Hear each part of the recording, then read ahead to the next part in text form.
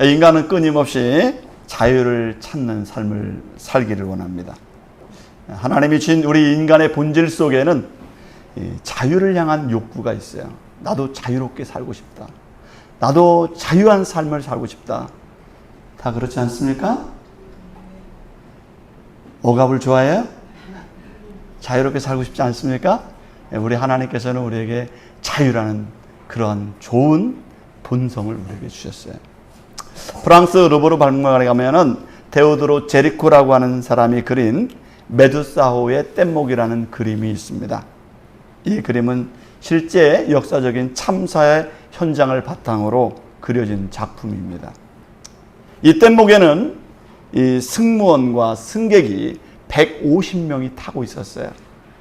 이 150명의 이 뗏목에서 이제 생명을 살기 위해서 몸부림치는 그 150명의 사람이 뗏목에서 살기를 원했는데, 근데 그 임시 뗏목이 그 뗏목을 이끌어가던 그 선장이 그 선을 끊어버리고 자기만 살려고 가버렸어요. 그래서 그 뗏목 안에 갇힌 사람이 13일 동안 생존을 위한 사투를 벌이면서 그곳에서 함께 지내야만 했습니다. 이 그림 속의 인물들은 멀리 보이는 그 구명선을 향해서 필사적으로 손을 흔듭니다. 우리를 구해달라고. 그러나 배는 다 지나가 버려요. 버려진 뗏목에서 그들은 자유를 찾아서 생존을 위해서 희망을 향해서 절박하게 손짓을 하고 있습니다. 그 그림을 보면은 이 13일 동안 사람이 못 먹고 못 입고 마실 물도 없기 때문에 그 속에 뒤쪽에는 그 150명이 그 사투 속에 죽어가는 사람이 뒤에 그려져 있어요. 널브러져 있고, 그리고 목숨을 잃어가는 사람이 있습니다. 굶주림에 시달린 사람들이 죽어갔어요. 그러나 그 뗏목 앞쪽에는 자유와 생존을 위해서 끊임없이 하얀 손수건을 흔들면서 살려달라고 생존을 위한 울부짖는 사람의 모습이 그 뗏목의 그림 속에 나오고 있습니다. 이 뗏목에서 결국 150명 중에서 겨우 15명이 살아남게 되었습니다. 그리고 그 15명만 구조를 받게 되었어요. 인간은 끊임없이 자유를 향해서 울부짖습니다. 생존을 위해서 몸부림치고 진정한 희망을 찾기를 갈구하고 살아가는 게 우리 인간의 모습이다라고 하는 것을 이 제리코는 그리고 있습니다. 하나님은 우리에게 자유를 향한 갈망의 마음을 우리에게 허락해 주셨어요.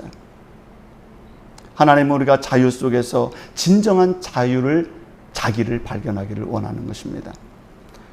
그러나 인류의 역사를 보면은 속박과 자유라고 하는 그 갈등 속에서 끊임없이 인류는 진행해 왔고 인류는 성장해 왔다는 것을 볼 수 있습니다. 우리 인간은 속박이 아니라 하나님이 주신 그 자유 속에서 성장할 수 있고 그 자유 속에서 나를 발견할 수 있는 줄로 믿습니다. 오늘 성경에서는 갈라디아 교회를 통해서 우리에게 던져주는 메시지가 있습니다. 그 갈라디아에서 주는 중요한 주제가 뭐냐면 우리를 자유를 위해서 불러주셨다는 거예요. 하나님께서 우리를 무엇을 위해서 불러주셨다고요? 자유를 위해서 불러주셨다는 거예요. 우리들도 억압과 속박 속에 있는 것이 아니라 자유로운 하나님의 인간으로 살기를 하나님이 원하신다는 것입니다. 그러면 하나님의 자녀들이 은혜 속에서 자유롭게 살기 위해서는 어떻게 해야 될까요? 첫 번째는 얽매인 종의 멍에를 벗어야 된다고 성경에서 말씀하고 있습니다. 종의 멍에를 벗어야 된다는 것입니다. 오늘 성경에 눈에 띄는 단어가 있습니다. 그 단어가 뭐냐면 멍에라는 단어예요. 멍에. 이 멍에라는 단어는 헬라어로 주고스라고 하는 단어인데요. 이 멍에는 소나 말 같은 짐승에게 묶어놓는 것을 일컬을 때 사용하는 도구를 멍에라고 합니다. 멍에는 속박을 의미하는 것이죠. 저는 어렸을 때 시골에 자라면서 멍에를 참 많이 봤어요. 시골에서 멍에는 어디에다 올려놓죠? 소 등 위에다가 멍에를 탁 올려놔요. 이 소를 부리는 사람들은 그 소 등 위에다가 큰 무거운 멍에를 탁 올려놔요. 저는 어렸을 때 그 소가 등에 짊어진 그 멍에와 그 콧뚜레를 볼 때마다 얼마나 안타깝고 마음이 아팠는지 몰라요. 왜 사람은 저 소 등 위에다가 그 무거운 멍에를 얹혀놓고 코에다는 콧뚜레를 막 뚫고 이렇게 할까? 그러면서 그 소를 부리는 어른들이 큰 소를 자기 맘대로 자기 덩치보다 2배, 3배 큰 소를 자기 맘대로 끌고 다녀요. 끌 때 어디를 끌어요? 콧뚜레를 잡고 막 끌어요. 엄청나게 무거운 볏짐을 수레에 싣고 자갈이 깔려있는 그 비포장 도로를 소는 묵묵히 걸어가요. 왜 그러냐면 등에는 멍에가 메어있고 앞에는 콧뚜레가 뚫려있기 때문에 그래요. 모내기를 할 때도 사람들이 그것을 썰어지라고 그걸 다 정비를 해야 될 텐데 소가 그 논에 들어와서 첨벙거리면서 썰어지를 자기 혼자 그 무거운 것을 가지고 막 썰어지를 다 해요. 사람의 덩치보다 큰 소가 주인의 손에서 벗어나지 못하고 늘 그렇게 고통스러운 시간들을 일평생을 보내고 있는 모습을 저는 어렸을 때 너무나도 많이 봤어요. 소가 왜 그렇게 주인의 손에서 벗어나지 못하고 매일 나와서 일을 하고 그 덩치 큰 짐을 나르면서 평생을 그렇게 살고 있는가? 이유는 단 하나였어요. 코에는 콧뚜레가 뚫려 있고 등에는 멍에가 메어져 있기 때문에 그랬어요. 멍에는 커다란 소의 삶을 수동적으로 만들었습니다. 평생 동안 자유가 없는 삶을 살게 만들었고 평생 일만 하다가 생을 마감하도록 그렇게 인간이 그렇게 플랜을 짜놓아 버렸어요. 소는 한 번도 자유를 얻지 못하고 그렇게 콧뚜레와 멍에에 매여서 일평생을 보내는 걸 보았어요.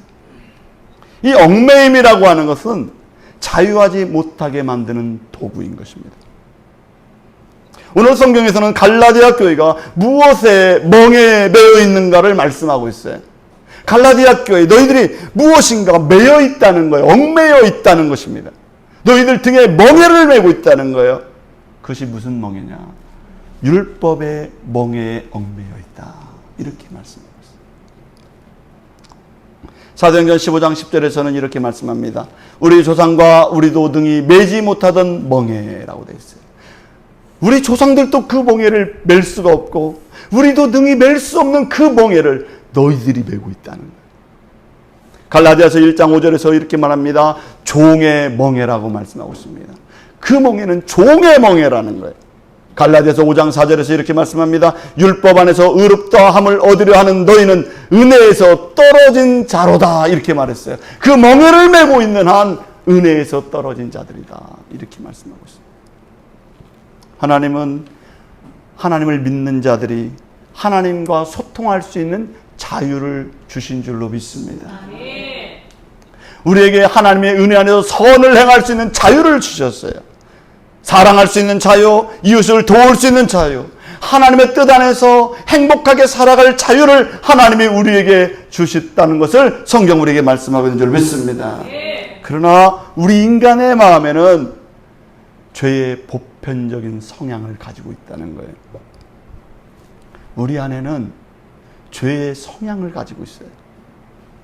그래서 어거스틴은 우리 인간 안에는 죄의 유전이 있다고 얘기를 했습니다.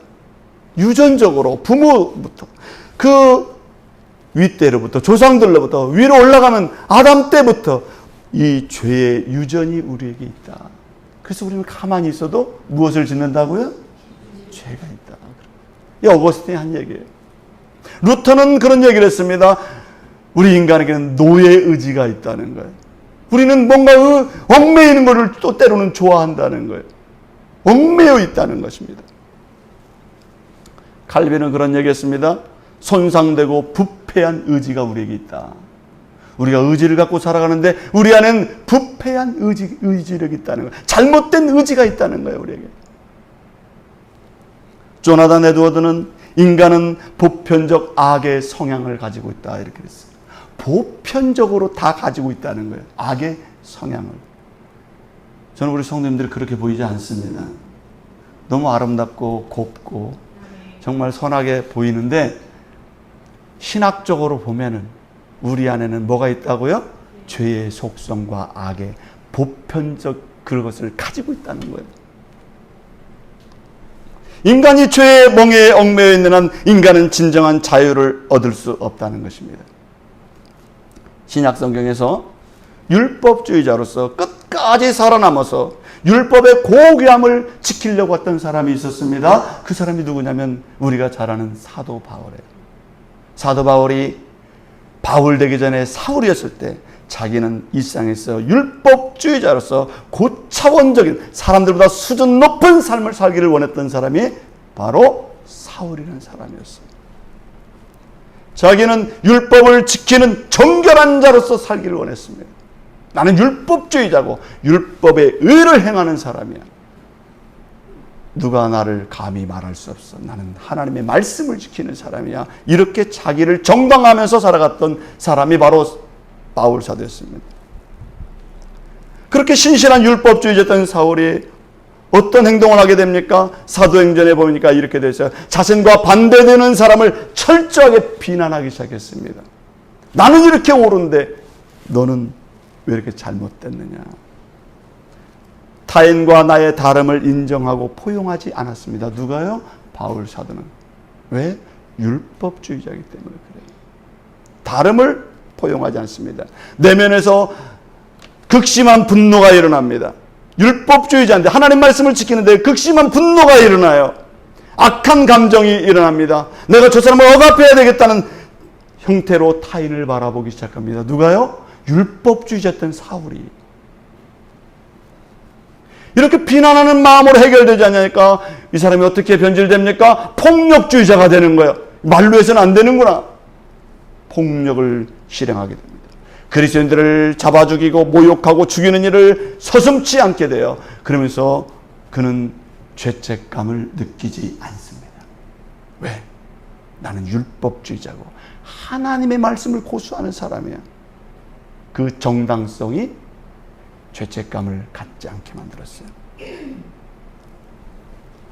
율법주의자가 지향하는 것은 결국 배타적인 자세이고 거기에는 하나님의 사랑이 거기에 어디에도 보이지 않는다는 것이 문제라는 거예요. 법밖에 없어요. 옳으냐 그르냐밖에 없어요. 거기에 뭐가 없다고요? 하나님의 사랑이 없어요. 사랑이 없어요. 율법주의자는 오로지 남을 판단하고 비판하고 평가하는 일에 서슴지 않습니다. 남들과 선을 딱 긋습니다. 사람과 사람을 나누어 버립니다. 사상과 신념에 대해서 비판적으로 사고하고 멸시의 눈을 뜨고 다닙니다. 누가요? 율법주의자들의 모습이라. 결국 율법주의자들은 누구에게도 그 자신의 표준과 그 잣대를 누구에게 댔을까요? 예수님 앞에도 자기의 율법주의적인 잣대로 예수님을 봤더니 예수님은 율법을 어기는 사람으로 보이는 거예요. 그래서 예수님은 어떻게 합니까? 십자가에 죽이고 십자가에 못 박으라고 그렇게 외쳤던 사람들이 누구일까요? 대제사장들과 바리새인들과 서기관들 아닐까요? 그들은 어떤 사람입니까? 하나님의 말씀을 잘 지킨다는 율법주의자들이었다는 것입니다. 하나님이 원래 율법을 우리에게 주신 목적이 무엇입니까? 율법으로는 우리의 죄성을 깨닫게 하기 위해서 율법을 주셨어요. 너희들이 율법을 다 지킬 수 있느냐? 우리는 다 지킬 수 없다. 하나님의 은혜가 필요한 것이다. 우리는 죄인인 것을 인정하고 살아야 된다는 것을 알게 하기 위해서 율법을 주셨다고 성경은 말씀하고 있는 줄 믿습니다. 로마서 3장 20절에서 말씀했어요. 그러므로 율법의 행위로 그의 앞에서 의롭다 하심을 얻을 육체가 없나니 율법으로는 죄를 깨달음이니라. 이렇게 말씀했어요.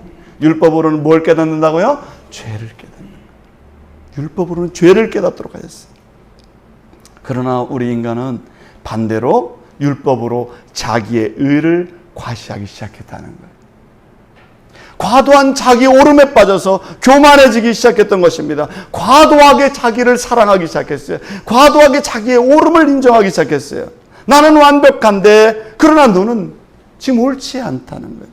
끊임없이 심판하는 잣대로 무엇을 사용하기 시작했습니까? 율법을 사용하기 시작했다는 거예요. 그래서 성경 본문은 끊임없이 우리에게 강조하고 있습니다. 뭐라고 강조하고 있습니까? 율법주의자는 종의 멍에를 매지 말라. 율법주의자라는 종의 멍에를 매지 말라고 성경은 말씀하고 있는 것입니다. 율법의 멍에를 매지 말라. 율법의 종이 되지 말라. 그 율법이 너를 죽이고 있다는 거예요. 너의 속사람을 죽이고 있다. 누가요? 율법주의자는 그렇다는 것입니다. 사랑하는 성도 여러분, 우리는 성경을 통해서 우리가 율법주의자나 완벽주의자가 되어서는 안 된다는 사실을 인정해야 될 줄로 믿습니다. 나는 하나님 말씀을 다 지켰어. 나는 완벽해. 그런 생각은 율법주의자와 같은 생각이라는 것입니다. 성경을 통해서 나의 부족함과 나의 연약함을 깨달을 수 있기를 주의 이름으로 축원합니다. 율법을 통해서 깨닫게 되는 것이 무엇입니까? 그것은 예수님의 은혜의 필요성을 깨닫게 되는 것입니다. 예수님의 은혜의 필요성을 깨닫게 돼요. 예수님이 이 땅에 오신 것은 율법의 얽매인 우리를 자유케 하기 위해서 이 땅에 오셨던 것입니다. 율법의 심판 아래서 법 아래서 심판을 받을 수밖에 없는 우리에게 율법의 잣대로 됐을 때 우리는 다 죄인인 것을 예수님은 너무나 잘 알고 계시는 거예요. 그 죽을 수밖에 없는 심판을 받을 수밖에 없는 그들에게 은혜를 베푸셔서 구원하기 위해서 예수님이 이 땅에 오셨던 것을 성경은 말씀하고 있는 줄로 믿습니다. 에베소 2장 15절에서 이렇게 말씀하셨어요. 법조문으로 쓴 계명의 율법을 폐하셨으니 이는 이 둘로 자기 안에서 한 세 사람을 지어 화평하게 하시고 라고 됐어요. 율법을 폐하시고 하나님과 우리를 화평하게 하기 위해서 예수님이 오셨다고 말씀하고 있는 것입니다. 로마서 8장 2절에도 이렇게 말씀하고 있습니다. 이는 그리스도 예수 안에 있는 생명의 성령의 법이 죄와 사망의 법에서 너를 해방하였습니다. 죄와 사망의 법이 무엇입니까? 율법의 잣대로 우리를 바라보면 우리는 다 죄인이라는 거예요. 죄와 사망의 법에서 너희를 해방하였다. 누가? 예수 그리스도가 너희를 자유케 하고 해방하기 위해서 오셨다. 그런 얘기입니다. 그래서 예수님을 뭐라고 말씀할 수 있을까요? 예수님을 피스메이커라고 할 수 있어요. 평화를 만들어주시는 분. 많이 듣던 소리죠? 우리나라 대통령이 도널드 트럼프에게 당신은 피스메이커입니다 이런 얘기했잖아요. 사실 트럼프가 피스메이커가 아니라 성경에서는 누가 피스메이커예요? 사실 예수 그리스도가 하나님과 우리 사이를 평화롭게 만들어주시고 화합하게 만들어주시고 자녀를 삼으시는 피스메이커가 바로 예수 그리스도인 줄로 믿습니다. 예수님은 우리에게 자유를 주시는 프리덤 메이커예요. 자유를 주시는 분이세요. 자유를 만들어 주시는 분이신 것입니다. 예수님만이 진정한 평화를 만드신 분이에요. 예수님만이 우리에게 진정한 자유를 만드시는 분임을 성경은 우리에게 말씀하고 있는 줄로 믿습니다. 죄와 사망의 법인 율법에서 우리에게 자유와 해방과 구원을 주시는 분은 바로 예수 그리스도인 줄로 믿습니다. 우리나라에 강제구 소령이라는 분을 여러분들은 학교를 다닐 때 들어봤을 거예요. 저도 어렸을 때 많이 들었어요. 이분이 수도사단의 제1연대 소대장이었습니다. 1965년 월남 파병을 앞두고 맹호부대의 제1연대 제10중대장으로 전보를 받았어요. 그러던 중 부하병사에게 수류탄 투척을 훈련시켰습니다. 그런데 훈련병들은 항상 거기에 똑똑한 훈련병들도 있지만은 항상 우리가 말하는 고문관이라는 사람들이 있어요. 참 뭘 가르쳐주면 제대로 못하는 사람들이 있어요. 꼭 반대로 하는 사람들이 있어요.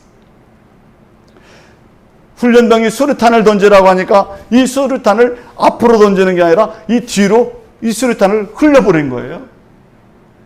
뒤에 있는 이 훈련병들이 다 죽게 생겼어요. 이 강제구 소령이 수류탄이 떨어졌는데 저 뒤에 있는 이 훈련을 받으러 오는 이 생떼 같은 이 젊은이들이 다 죽게 생긴 거예요. 그래서 강제구 소령이 어떻게 했습니까?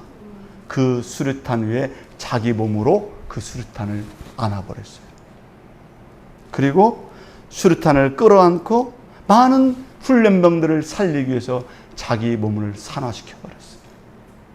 자기 한 사람 죽음으로 젊은 훈련병들을 다 살려낸 사람이 바로 강제구 소령이에요. 그래서 많은 사람들이 군인들을 얘기할 때, 자, 저 사람은 정말 진정한 군인이다. 자기를 희생해서 저 훈련병들을 살려낸 그 인물을 한국에 있는 많은 군인들이 기억하고 있는 것입니다. 예수님도 이 땅에 오셔서 이 율법의 법조문에서 우리가 심판을 받고 죽을 수밖에 없는데 예수님께서 무엇을 끌어안으셨습니까? 율법의 조문을 끌어안고 율법 아래에서 그 율법으로 끌어안고 십자가의 사랑으로 우리를 위해서 희생당하신 분이 누구십니까? 바로 예수 그리스도. 십자가에서 율법에 쓴 그 조문으로 인해서 우리가 죽을 수밖에 없기 때문에 그 율법을 끌어안고 십자가에서 죽으신 거예요. 왜요? 우리에게 자유를 주시기 위해서, 우리를 살리기 위해서. 예수님의 사랑은 인간을 구원하는 사랑의 십자가인 줄로 믿습니다. 예수님의 십자가의 죽음으로 우리는 진정한 생명을 얻게 됐고 하나님 안에서 자유인으로서 살아갈 수 있는 삶을 허락받은 줄로 믿습니다. 로마서 13장 8절을 보세요.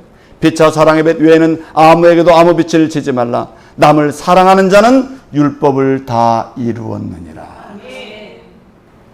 남을 사랑하는 자는 뭘 다 이루었다고요? 율법을 다 이루었느니라. 뭘 하면 율법을 이룰 수 있어요? 사랑하면 율법을 다 이룰 수 있는 것입니다. 사랑하는 성도 여러분, 사랑이 율법의 완성이라는 것을 성경은 말씀하고 있는 줄로 믿습니다. 우리가 하나님을 이름을 뭐라고 해요? 하나님은 사랑이시라.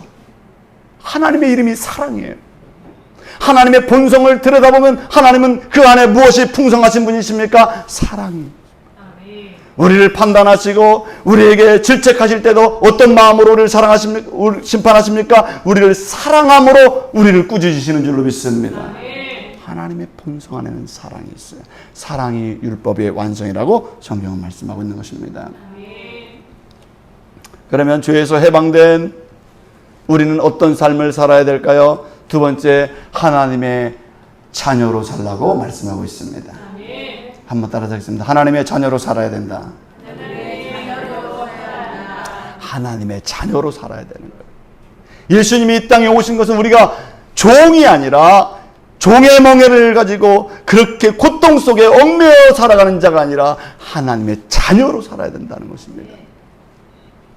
성경은 육체를 따라 살아가는 자를 종의 아들이라고 얘기를 해요. 그러나 하나님의 말씀으로 다시 태어난 사람들을 하나님의 자녀라고 말씀하는 것입니다. 우리는 종이 될 수도 있고 하나님의 자녀로 살 수도 있어요. 여러분 잘 보세요. 성경을 보면 아브라함이 아들을 낳았습니다.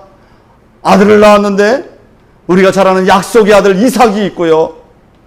또 하갈이 낳은 아들이 있어요. 그건 종의 아들이에요. 하갈은 종이에요. 종을 통해서도 아들을 낳았어요. 그 누구 자식입니까? 아브라함의 자식이죠. 그런데 그 종의 아들을 뭐라고 얘기를 해요? 성경에 분명히 하면 종의 아들이라. 하갈의 아들을 종의 아들이라고 얘기를 해요. 이것은 비유니 이 여자들은 두 언약이라 하나는 신의 산에서부터 종을 낳은 자니 곧 하갈이라 이렇게 말씀했어요. 하갈은 종이었고 그 종이 자녀를 낳았다는 거예요. 자녀를 낳은 게 아니라 뭘 낳았다고요? 종을 낳았다 이렇게 말씀하고 있어요. 당시에 종의 자녀는 종은 종의 자녀를 낳게 돼 있어요. 아들은 아들인데 성경에서 분명히 말합니다. 이 자녀는 종이라는 거예요. 종의 아들이라는 거예요. 예전에 조선시대에도 노비제도가 있었습니다. 노비가 결혼을 해서 자녀를 낳으면 그 자녀는 뭐가 되는 거예요? 노비가 되는 거예요. 그게 법이에요. 조선시대 경국대전이 있습니다. 경국대전에는 뭐라고 쓰여 있냐면 노비는 재산이며 인적 소유물로 간주된다 이렇게 돼 있어요. 경국대전에 쓰여 있는 거예요. 노비는 재산이고 인적 소유물이다. 조선시대 안 태어난 걸 감사하게 여기시기 바랍니다. 노비는 인간이 아니라고 쓰여 있어요. 경국대전. 물건이나 마찬가지로. 종의 신분이라는 것이 얼마나 비참한지 알 수 없습니다. 그런데요, 조선시대에 이런 양반이 있었어요. 어떤 양반이었냐면 자기 집에 노비를 두었습니다. 노비가 결혼하면 어떻게 된다고요? 노비의 자녀는 또 노비가 되는 거예요. 그런데 마음씨가 좋은 양반이 있었어요. 근데 이 노비가 너무나 안타까운 거예요. 너무나 착하지, 말도 잘 듣지, 참 성실하지. 누가 봐도 이런 보통 사람보다 참 훌륭한 노비가 있는 거예요. 양반이 볼 때 너무너무 안타까운 거예요. 그래서 정말 선량한 양반 중에는 나는 저 노비를 양자 삼아야 되겠다. 이런 양반들도 있었습니다. 그래서 사랑이 많은 주인은 이 노비의 삶이 안타까워서 자신의 자녀로 입적해서 그를 면천시켜주는 예들이 있었다는 것입니다. 선량한 양반 중에는 노비의 그 노비 신분을 면천시켜줬어요. 원래는 불가능합니다. 그런데 특별히 총애하는 노비를 양자로 삼아서 그의 신분을 바꿔준 사람들이 있다는 것입니다. 그런 예들이 있어요. 그것을 우리는 뭐라고 얘기합니까? 그것을 은혜라고 하는 거예요. 원래 자격이 안 돼요. 원래 노예해야 돼요. 노비해야 돼요. 근데 그 소유주 양반이 어떻게 했다고요? 노예를 면천시켜줘 버렸어요. 아들을 삼아버렸어요. 양자로 삼아버렸어요. 신분을 바꿔줬습니다. 물건 취급하던 그 노비를 주인의 자녀로 삼아주신 거예요. 오늘 성경은 바로 하나님의 사랑이 우리의 신분을 면천시켜 주시고 율법에 매였던 율법의 종의 멍에를 메고 살아가는 우리들의 그 모습을 면천시켜 주시고 예수 그리스도를 통해서 우리를 자녀 삼아 주신 분이 바로 하나님이신 줄 믿습니다. 그래서 우리는 이 땅에서 종의 자녀가 아니라 하나님의 생명의 자녀로 살아야 될 줄로 믿습니다. 죄의 싹은 사망이요 하나님의 은사는 그리스도 예수 우리 주 안에 있는 영생이니라. 본문을 보면 죄의 자녀는 사망일 수밖에 없다는 것입니다. 종의 자녀는 30절에 보니까 뭐라고 되어 있습니까? 여종의 아들이 자유 있는 여자의 아들과 더불어 유업을 얻지 못하리라. 종의 자녀는 뭐라고요? 유업을 얻지 못하리라. 유업을 못 얻는다는 거예요. 약속의 자녀가 유업을 받을 수 있지 종의 자녀는 유업을 받을 수 없다. 이렇게 말씀하고 있어요. 그는 구원을 얻지 못하고 하나님의 나라를 얻지 못한다는 것입니다. 하나님 자녀의 축복의 상을 받을 수가 없다는 거예요. 누가? 종의 자녀는 받을 수 없다는 거예요. 예수님이 이 땅에 오신 목적이 무엇입니까? 예수님이 이 땅에 오신 목적은 우리가 더 이상 종의 자녀가 아니라 하나님의 자녀로 우리를 삼고자 이 땅에 오셨다는 사실을 우리가 기억해야 될 줄로 믿습니다. 갈라디아서 3장 14절에서 이렇게 말씀했습니다. 이는 그리스도 예수 안에서 아브라함의 복이 이방인에게 미치게 하고 또 우리로 하여금 믿음으로 말미암아 성령의 약속을 받게 하려 함이라. 믿음으로 약속의 자녀가 되게 하기 위해서 예수님이 이 땅에 오신 것입니다. 사랑하는 성도 여러분, 여러분들이 예수 그리스도의 은혜를 받아들이시고 여러분들의 약속의 자녀로서 태어나서 그 약속의 자녀의 삶을 살아갈 수 있기를 주의 이름으로 축원합니다. 예수님 안에는 새로운 약속이 있습니다. 예수님 안에는 하나님의 자녀가 되는 길이 열려 있는 것입니다. 하나님은 예수 그리스도를 통해서 하나님의 그 큰 사랑의 은혜를 우리에게 허락해 주시는 거예요. 요한복음 1장 12절에서 말씀했습니다. 영접하는 자 곧 그 이름을 믿는 자들에게는 하나님의 자녀가 되는 권세를 주셨다고 말씀했어요. 하나님을 믿는 자, 예수 그리스도를 영접한 자는 하나님의 자녀로 인정한다고 성경에서 약속하고 있는 것입니다. 하나님의 자녀는 어떤 존재입니까? 하나님의 자녀는요, 피로 맺어진 혈연 관계예요. 가족이라는 것은 뭘로 맺어졌어요? 피로 맺어졌어요. 그래서 그걸 가족이라고 하는 거예요. 자녀는 아무런 가족이라고 얘기하지 않습니다. 피로 맺어졌을 때 가족이라고 그래요. 그 가족은 피의 특성을 가지고 있습니다. 우리가 하나님과 가까워지기 위해서는 그래서 피가 필요한 거예요. 그래서 에베소 2장 12절에서 말씀하고 있습니다. 에베소 2장 13절에서 이렇게 말씀합니다. 이제는 전에 멀리 있던 너희가 그리스도 예수 안에서 그리스도의 피로 가까워졌느니라. 예수 그리스도의 피로 가까워졌다. 누구와? 하나님과 가까워졌다. 예수 그리스도의 피가 여러분들을 하나님의 가족으로 만들어줬음을 성경은 말씀하고 있는 것입니다. 에베소 1장 7절에서도 말씀했어요. 우리는 그리스도 안에서 그의 은혜의 풍성함을 따라 그의 피로 말미암아 속량 곧 죄사함을 받았느니라. 예수님의 피로 우리가 죄사함도 받고 하나님과 가까워졌다. 그러니까 우리가 하나님의 가족이 될 수 있는 것이고 하나님의 자녀가 될 수 있는 줄로 믿습니다. 왜요? 예수님이 우리를 위해서 피 흘려 주셨기 때문에 그런 것입니다. 여러분, 그렇기 때문에 하나님의 자녀가 된 자들은 어떻습니까? 자유로운 은혜의 삶을 살게 되는 것입니다. 종에게는 자유가 없지만 자녀에게는 자유가 주어집니다. 대통령의 집에는 대통령의 가족들이 살아요. 대통령의 집에는 그분의 자녀들도 함께 살아요. 미국의 대통령의 집에 그 백악관에는 대통령의 자녀들도 가서 살아요. 미국의 대통령이 그 참 전용기가 정말 좋던데 그거 대통령은 자녀들을 한 번씩 태워주더라고. 방송에 한 번씩 나와요. 왜 태워주죠? 트럼프 사무실에 자녀들도 한 번씩 가더라고요. 왜 가요? 제가 볼 때는 여러분들이 갈 자격이 더 되는 것 같은데. 트럼프 자녀들이 사무실도 가고 전용기도 때로는 탈 때가 있더라고요. 이유는 단 하나예요. 자녀라는 이유 때문에 그렇죠. 특권인 것이죠. 자녀라는. 아들에게는 하나님께서 자유를 주십니다. 그것이 자녀의 특권인 거예요. 사랑하는 성도 여러분, 하나님은 성경을 통해서 우리에게 끊임없이 말씀하고 있어요. 예수 그리스도 안에서 진리가 너희를 자유케 하리라 이렇게 말씀했어요.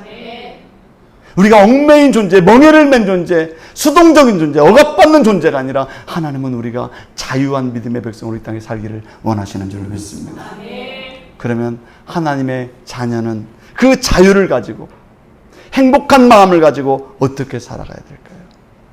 마지막으로 자유는 거룩한 성장을 이루어야 되는 것입니다. 거룩한 성장을 이루어야 돼요. 갈라디아서 5장 13절에서는 말씀합니다. 너에게 주어진 자유로 육체의 기회를 생각하지 말라 그랬어요. 그 육체의 기회를 삼지 말라는 거예요. 그런데 이 자유라는 것은 잘못 오용하면은 육체의 기회를 삼는 일로 그거를 사용해 버린다는 것입니다. 저는 며칠 전 이 캐나다와 미국의 한 거리를 방송해 주는 그런 방송을 한번 봤어요. 캐나다가 얼마나 자연이 아름답습니까? 자연이 너무너무 아름다워요. 우리나라 자연도 아름답지만 캐나다를 가서 자연을 보면요, 로키 산맥이 있고 참 그 대자연의 모습이 과히 입이 떡 벌어질 만큼 우리는 아기자기한 멋이 있는데 거기는 웅장한 멋이 있어요. 그러니까 웅장합니다. 미국도 마찬가지죠. 그 다 잘 사는 나라예요. 캐나다도 잘 사는, 미국도 선진국입니다. 그렇게 멋진 나라에서 자기가 얻을 수 있는 그 풍요와 자유와 행복을 다 얻을 수 있고 그렇게 선진 시민으로 살아갈 수 있는 자유가 그들에게 주어졌어요. 그런데 그 풍요로운 나라에 뭐가 있는 줄 아세요? 좀비 거리가 있어요. 좀비 거리. 이 캐나다인과 이 미국 사람들이 그에게 자유가 자유의 나라 아닙니까? 근데 그들은 마약을 할 수 있는 자유도 주어졌어요. 헤로인을 하고 이 펜타닐이라는 이 마약을 합니다. 이 펜타닐은 헤로인의 50배에서 100배의 이 독성이 있다는 거예요. 그 마약에 한번 중독되면 벗어나지 못한다는 거예요. 그 한번 중독되면 인간의 모습이 아닌 좀비의 모습으로 살아가는 사람들이 캐나다와 미국에 있는 거예요. 그 자유의 나라에 있는 거예요. 그 선진국에, 우리가 부러워하는 나라에 그렇게 살아가고 있는 사람이 있다는 거예요. 처음에 이 사람들이 마약에 중독되려고 해서 됐을까요? 마약 먹고 싶어서 먹었을까요? 멀쩡한 사람들이에요. 처음에는 깊은 상실감이 빠져 있어서 정말 힘들기 때문에 한번 마약을 먹었겠죠. 내가 사회적으로 큰 절망감에 빠져서 좀 내 마음의 안정을 취하려고 그것을 한번 먹기 시작했겠죠. 삶이 무료하고 좀 내 삶의 에너지를 얻기 위해서 그 마약을 한번 투여해봤겠지요. 그런데 어느 순간부터 그 마약이 내 인생의 삶을 붙들고 있더라는 거예요. 내가 처음에는 마약을 취했는데 어느 날 보니 마약이 내 인생을 이끌어가더라는 거예요. 내가 원치 않는 길로 가는 거예요. 많은 이들에게 자유가 주어졌습니다. 그런데 그 자유로 자기를 파괴하고 그것을 육체를 위해서 사용하다 보니까 결국에는 그 자유 때문에 자기 인생이 망가진다는 거예요. 세상에 부러울 것이 없는 선진국에서 그 중요한 자유가 주어졌는데 그 자유로 자기를 파괴하리라고 누가 상상이나 했겠어요? 그런데 그런 사람들이 있다는 것입니다. 악은 그래서 우리에게 자유를 주었으니까 쾌락에 얽매이게 만들어요. 쾌락의 삶에 얽매이게 만듭니다. 악은 우리의 마음속에 들어와서 자기 영광에 도취되어서 살도록 우리를 만들어버리는 거예요. 잘못된 자유가 자꾸 우리 속에 나오게 되는 것입니다. 악한 영은 우리를 세상의 잘못된 것에 얽매이게 만들고 세상의 악한 것에 죄악된 것에 종이 되게 만들어버린다고 하는 것입니다. 사랑하는 성도 여러분, 우리는 하나님 안에서 선악의 자유를 선용하는 자로 살아야 될 줄로 믿습니다. 그래서 우리는 자유로 섬길 수 있는 기회를 가질 수 있기를 주의 이름으로 바랍니다. 갈라디아서 5장 13절에서 이렇게 말씀했어요. 형제들아, 자유로우나 그 자유로 육체의 기회를 삼지 말고 오직 사랑으로 서로 종로로 타라 그랬어요. 자유로 육체의 기회를 삼지 말고 사랑으로 서로 종로로 타라. 이 자유라는 것은요, 자기중심적인 것이 아닌 것입니다. 자기를 사랑해야죠. 물론 자기를 사랑해야 됩니다. 그런데 그 자유를 누구를 사랑해야 된다는 거예요? 서로 종로로 타라. 다른 사람을 섬기는데 여러분들의 자유를 사용하라는 것입니다. 사랑하지 않을 수도 있고 사랑할 수도 있어요. 그런데 그 자유로 뭘 하라는 거예요? 성경에서는 그 자유로 사랑하는 데 사용하라 그렇게 말씀하고 있어요. 다른 사람을 섬길 수 있고 섬기지 않을 자유도 우리에게 있지만 하나님은 우리에게 말씀합니다. 그 자유로 다른 사람을 섬기는데 그 자유를 사용하라고 말씀하고 있는 줄 믿습니다. 고린도서 9장 7절에서 이렇게 말씀했어요. 하나님은 즐겨내는 자를 사랑하시느니라. 고린도서 10장 23절과 24절에서는 이렇게 말씀했어요. 모든 것이 가하나 모든 것이 유익한 것이 아니요 누구든지 자기의 유익을 구하지 말고 남의 유익을 구하라. 자유로 자기의 유익을 구하지 말고 누구의 유익을 구하라고요? 다른 사람의 유익을 구하라.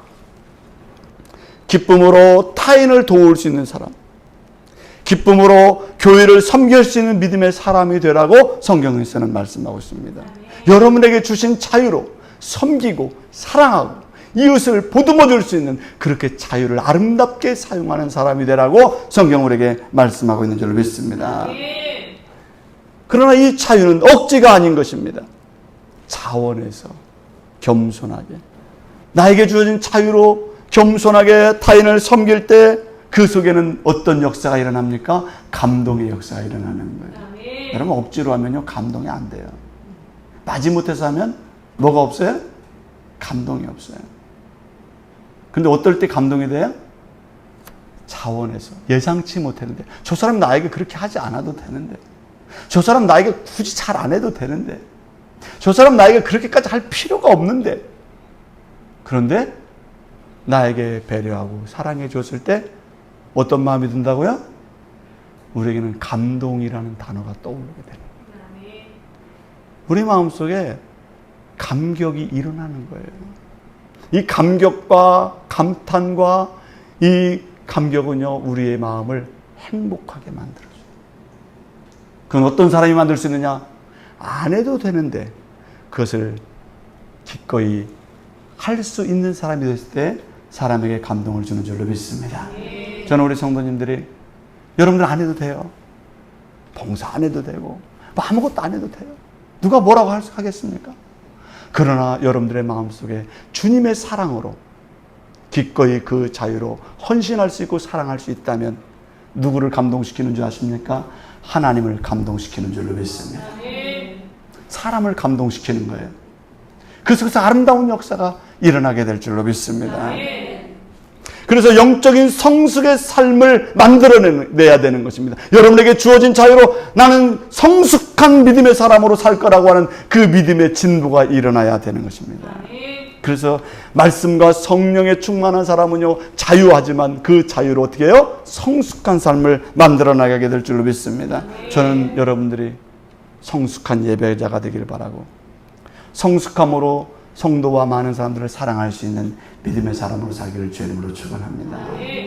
저는 그런 섬김과 그리고 사랑과 그런 은혜가 자유 속에서 여러분들에게 자연스럽게 발휘해서 여러분들 각자에게도 그 은혜가 넘치고 우리 성도들의 삶 가운데도 은혜 넘치는 기쁨의 삶이 이루어지기를 주의 이름으로 축원합니다. 기도하겠습니다.